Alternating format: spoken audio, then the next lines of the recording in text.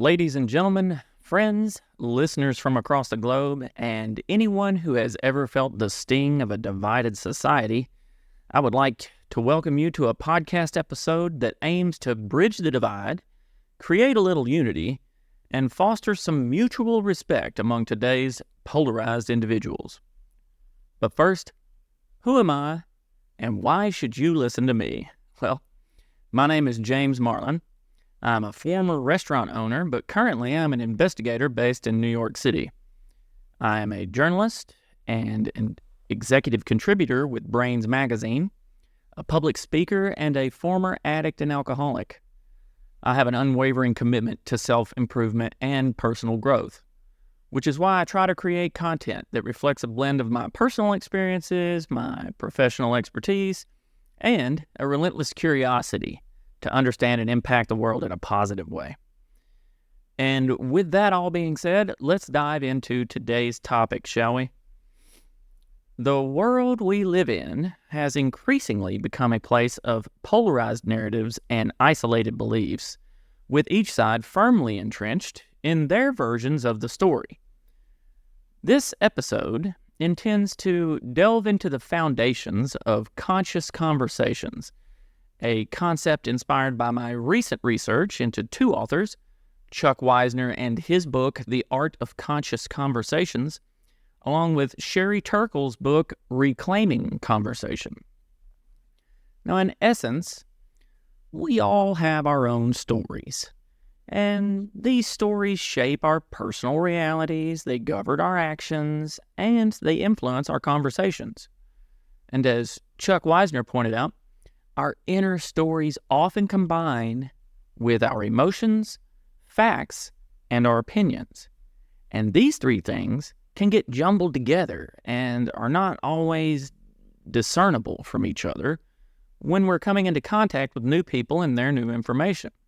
And this is a cocktail that oftentimes leads to things like misunderstandings and distortions of the truth and blind spots, especially when we are engaging with someone from the opposite end of the political spectrum.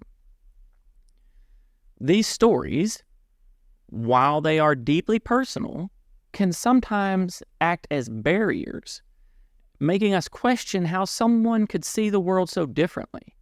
However, what if we could shift our approach from simply talking at one another to genuinely listening to one another? You see, our society's discourse today seems to be marked more by things like antagonism than collaboration.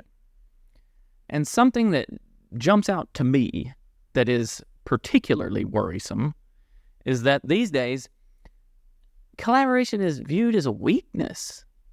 I mean, if you're willing to work with someone across the aisle, as they say, you could even be seen as a traitor. But what if we, instead of attacking and defending, instead of punching and counterpunching, what if we approached discussions with a spirit of curiosity? What if we sought to understand rather than merely be understood? And to me, that's the essence of collaborative conversation. And that's a practice that values mutual respect and the pooling of ideas to reach common ground.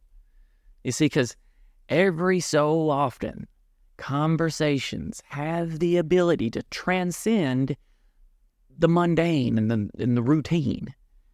They can become a cauldron, if you will, of creativity, birthing new ideas and insights, but more importantly, practical solutions. These creative conversations have the power to heal these rifts and establish common ground in our polarized society. But these conversations need to be met with a certain amount of commitment, creating conversations that result in promises, agreements, and a shared path forward. And we need more of these in our lives. We need a commitment to understanding, a commitment to empathy and respect, and a commitment to a better, more inclusive future. Our current societal climate is full of things like impatience and quick judgments. And sometimes this stops us from truly hearing the other person. We are too busy judging that person and then formulating our next point to even be bothered to actually listen to what they're saying. We must all learn to detach from our prejudices and recognize our emotional responses when we hear something that we don't agree with. One of my favorite quotes from the great psychologist William James is, "A great many people think they are thinking when they are merely rearranging their prejudices." And because our emotions often drive our thinking and our narratives, this makes us deaf to the voices of others. But we can change that. We can decide to let our thinking drive our emotions.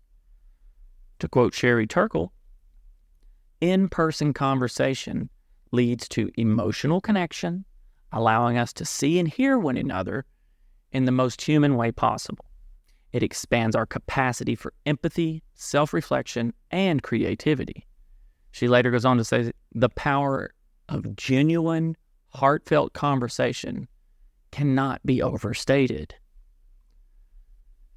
But how do we bridge this divide? How do we engage in these conscious conversations in a world that is saturated with things like alternative facts and our deeply entrenched personal narratives?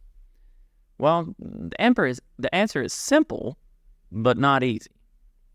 It is increased self-awareness and active listening. Remember, we have all been wrong before, and there's no shame in admitting it. I mean, embracing uncertainty, questioning your path, and being open to listening, these are all things we need to be more aware of. And my journey from addiction and through my business failures taught me this invaluable lesson: that being receptive to voices other than my own, voices that challenged my beliefs, was not just life-changing, but in my case, it was life-saving.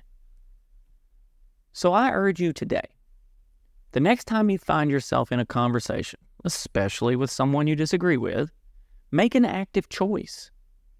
Choose to be curious, choose to listen, choose to understand. And that can help you choose to bridge the gap. Let's not just converse, let's actually connect. So thank you for tuning in. Let's make this place a world of conscious, constructive conversation. And let's reclaim our narrative together. Because as Helen Keller pointed out, a bend in the road is not the end of the road unless we fail to make the turn.